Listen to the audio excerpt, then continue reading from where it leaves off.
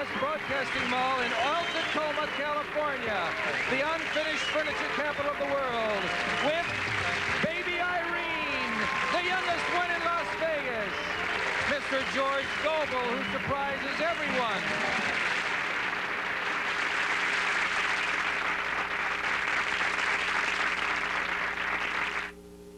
No? That's right. I think You're on.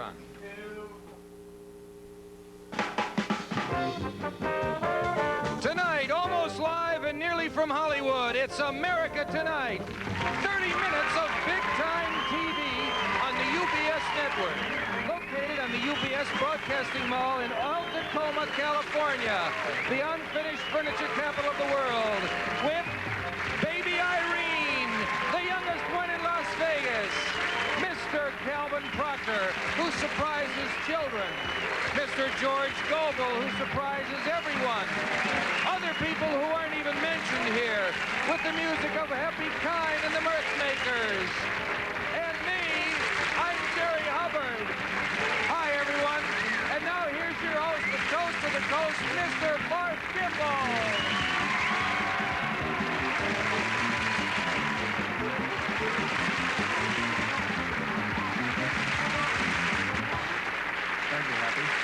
Good evening and welcome to America Tonight. I'm Barth Kimball.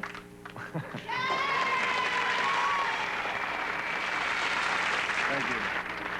You know, I must admit that even someone as closely associated with my career as I am has been amazed by the response we've gotten to our first two shows here on UBS. See, we've gotten clippings of newspaper reviews from around the country, which is always exciting, especially if it's never happened to you before. And, well, I'll tell you, that warm feeling that comes from seeing the name of this show and its star in print in so many of our nation's wonderful little suburban communities, it's more than worth the dime or quarter, whatever it was the network charged me for Xeroxing each review. Besides which, anyway, it's deductible. Anyway, I guess we've struck a nerve out there with our dedication to network quality entertainment on a bowling for dollars budget. It's working. A funny story. Just this morning, the morning counter girl at Sambo's, where I eat down the block here from where I'm staying, her name is Debbie or Kathy or Cindy, one of those California names. I don't remember. Anyway, she said to me, "You're the guy on that new show, huh?" And darned if she didn't give me an extra one of those silver dollar-sized pancakes and a couple of bonus smoky links to boot. Incredible. Debbie or Kathy or whatever your name is. Honey, if you're watching tonight, I am sorry. I happen to have left all of my change in my other suit this morning, and you know what? I promise there will be an extra big tip for your first thing tomorrow morning, okay? So don't hate me, okay? One last note. We got a telegram from the mayor of our very own community of Tacoma, and I haven't seen it yet. And as a matter of fact, I've always kind of thought it was sort of bad taste for an entertainer to exploit an audience by taking time that should be devoted to entertainment and instead just patting himself on the back, blowing his own horn, the whole gilding your own kind of lily kind of thing. So, so Jerry, I believe you have that telegram. Yes. Jerry Hubbard, everybody.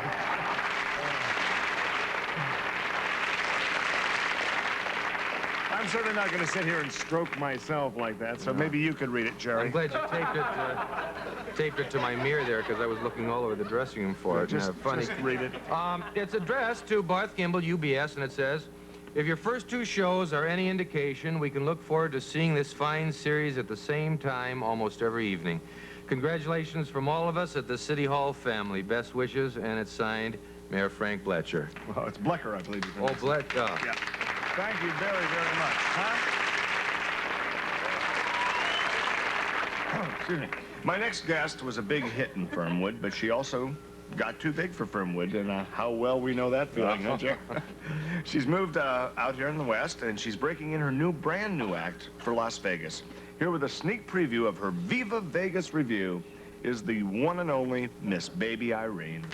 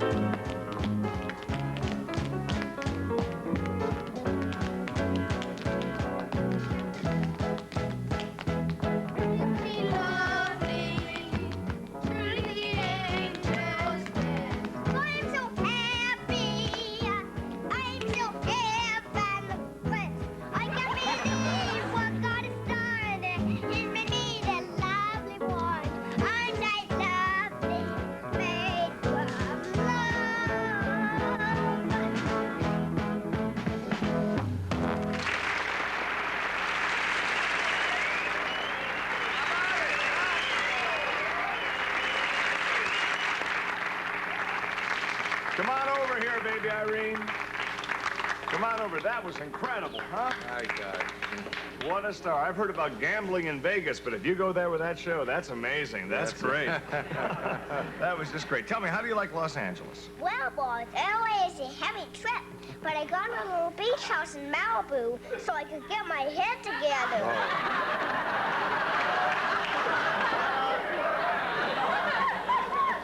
You're staying there with your mother, aren't you? I sent her back to Fernwood. She was your manager, though, wasn't she? I had to let her go, boys. It's a dog-eat-dog business, and Mom had no clout in this market. No clout at all? Your mother, though. It is your mother, yeah. Who's handling your career? I mean, who's making your cereal? Who's tying your shoelaces? My agency, IFT, International Fasabandu and Turk. They're beautiful human beings, and I'm about to ink a 3-picture pack. 3 pictures for a major studio. We're also in contract for a sitcom pilot. It sounds great. This script is marvelous. Good script. But it absolutely cries for Bill Bixby. We'll be right back after these words.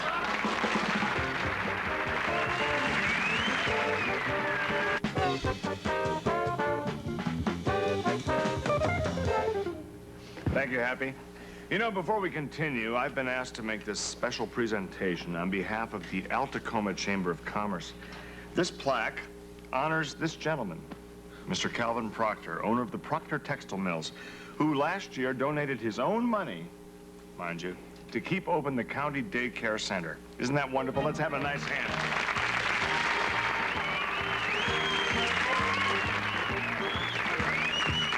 Thank you. I'm deeply, deeply honored. And my taking over this daytime care center has been a real pleasure because, well, I just love the little kiddies. I love them as though they were my own because, Isn't see, thank you. You see, so many of the parents of these children work for the Proctor Textile Mills. And, well, thank you very much. Well, thank you, sir. Thank you. How about that, huh? Wait a minute, not so fast, Mr. Proctor. This gentleman is too modest to talk about himself. So we sent the UBS Action News crew down there to the daycare center for an in-depth look at this, what's going on down there. Incidentally, our crew's name is Maria Valdez, and she took the Instamatic camera and came up with some out-of-sight pictures. And when hasn't Marie's pictures been absolutely out of sight? Yeah. I think we have a few of them here. She got photographs of the Hansel and Gretel daycare camp. Right here. Since it's been completely remodeled by Mr. Proctor. That's right. Now, if you can see closely, I don't know if you can see it here with the glare and everything, but there's Mrs. Mouse and Mr. Duck and all that kind of stuff that I think would really appeal to a 5-year-old mind. How about it, Jerry? Does it? It looked great to me. Thank you again, and I think that I'd better get back to the little kiddies there. Wait a minute. We went to the trouble. Why don't you just sit down here? Maybe it's tribute time a little bit more than a plaque. Do you know what I mean? So, tell me, what would a typical day be like at the daycare center? Well, the parents drop the children off at sharp at 7:30 in the morning. Mm-hmm. I think we have a picture there of that. The kids, right? they're at 7:30 in the morning. See that? Yeah, there they are. They're punching in at the time clock. It's cute the way the kids like to imitate Mom and Dad, isn't it? Oh, yes, and you see, after they put on their uniform, playtime begins. Well, you know how kids love to play with trucks.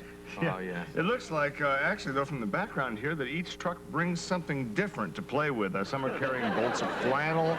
Others have polyester cotton blends, cloth bolts there. Some have cartons full of zippers and buttons and things like that. Well, you know how kids love to play with cloth.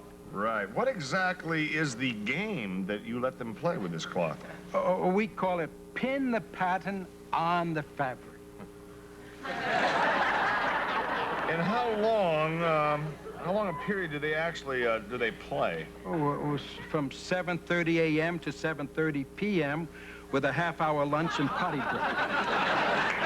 Don't some parents complain a little bit about their children being, well, kept pretty darn late at the daycare center? Well, yes, there was some grumbling at first, but I think I should point out also that soon we're going to be able to take care of the children whose parents work in the evenings. We're going to start a night shift. I'll bet. Hansel and Gretel.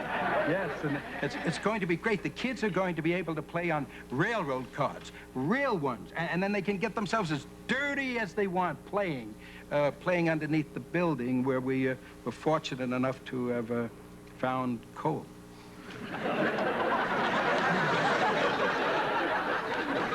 Okay, Mr. Proctor, if that is your real name, I can no longer hold my tongue. The daycare center that you're talking about sounds to me like the common sweatshops that were prevalent there in New York during the turn of the century to kind of take advantage of child labor. What is the difference, really, between this and those sweatshops in New York? There's a big difference, Mr. Barth. Those kids in New York were getting paid for their work.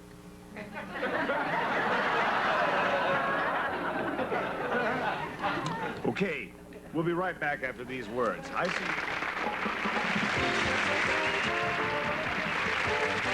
You're really gonna, I think, kind of want to smack your hands together when I tell you who our next guest is. I'm sure he's one of your favorites as well as one of yours. Please welcome old lonesome George himself. Who is it? George Gobel.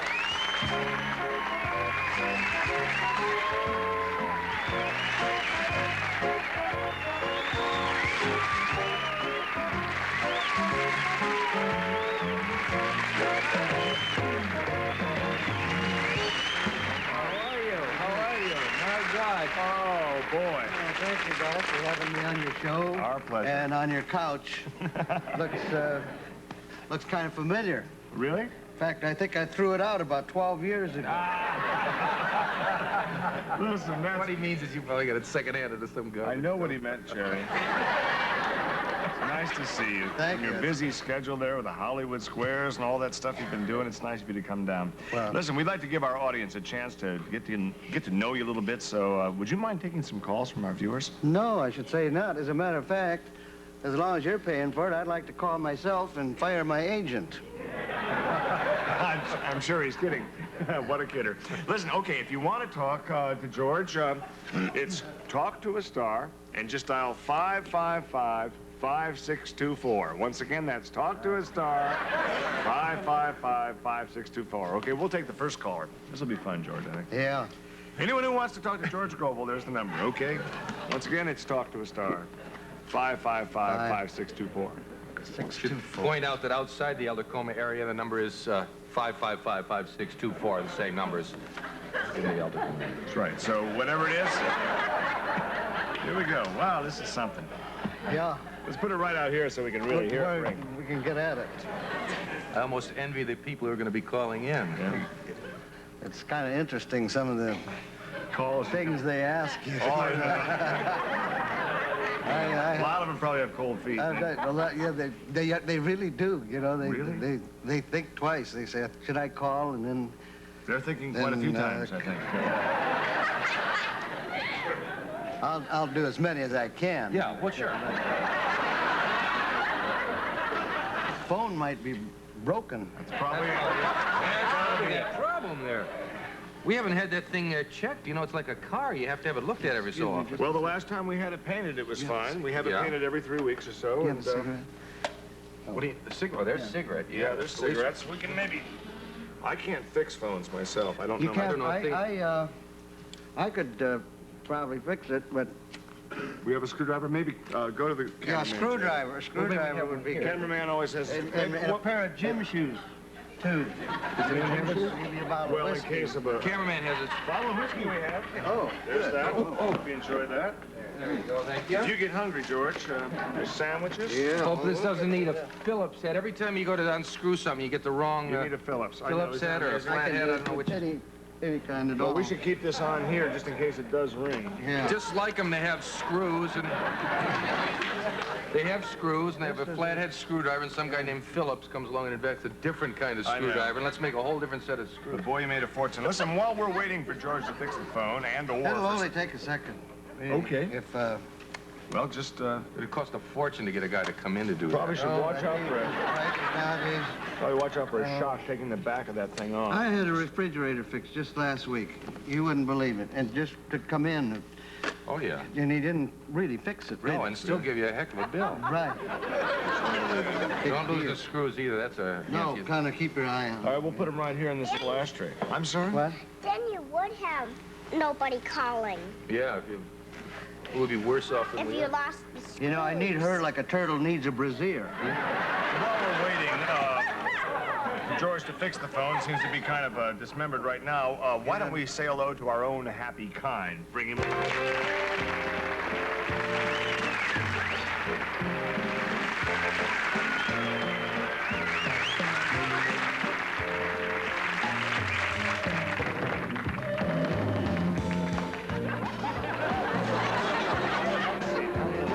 George Gobel. I can see you, Frank.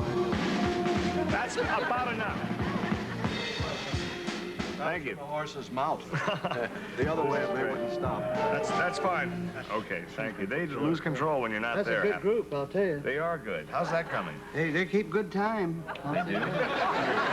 Just in case you don't know, the Happy here is, of course, is a wildly successful businessman and a mildly successful musician. Things weren't always so good for you, were they? Huh? Well, no, I had to overcome a lot of problems to get where I am today, Barth. I heard the group, I know. Well, that's true. I mean, to get with a group like that, you have a lot of problems. But the biggest problem I had was, like many musicians, I had a dope problem, you know. Whoa. Drugs and so forth. And I started on drugs at a very early age. Oh, is that right? Yes. As Barth knows, you know, I was born with only one nostril. This is true, George. Is that right? Yeah, It was in the trades. one of these is false. Can you tell which Is one? that right? Yeah. Isn't You that know, a marvelous job? I wouldn't have known which one it was. Isn't that incredible? I can smell with either one of them now. And you won't tell us which one. No, I point to this one, but It's not I wouldn't point to the necessarily right those one. three No. Teases and kids. That's right. And then what happened when I was in the hospital where they were going to form my other nostril, That part's working. Yeah. is the time? Did you get a call? No. Oh. I'm just testing the bell. I see. But anyway, when they were making the other nostril for me, I got hooked on the drugs that they were giving me. Got addicted. I have heard, I think we all have, of cases like that. Now, what was it this time? Was it Demerol, morphine? No. Did you ever hear of Vapor Rub? You were addicted to Vapor Rub? No, not to that brand. I was addicted to one called Vapo Dip. That is just almost interesting. How did you finally, kick this drug habit, Hap? I started drinking. That's good. That is excellent, yeah.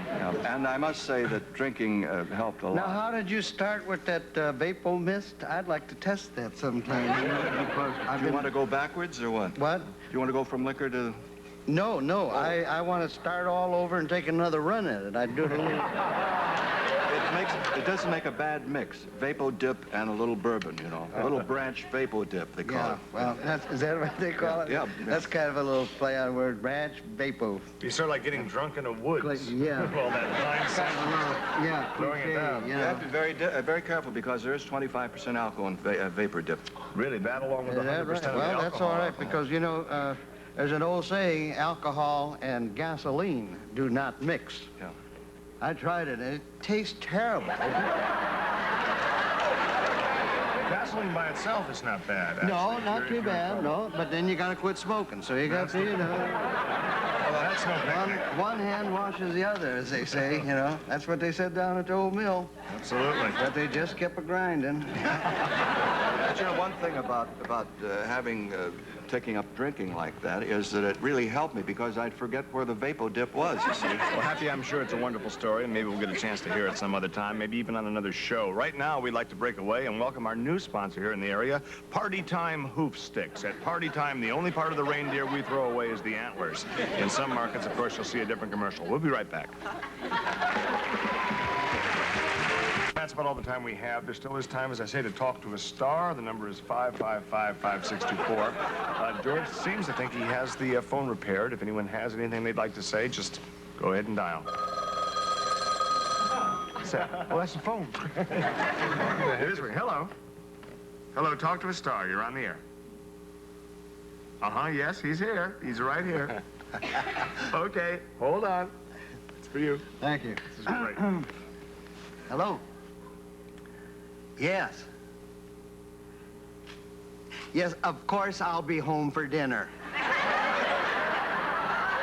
No, I feel fine, Alice.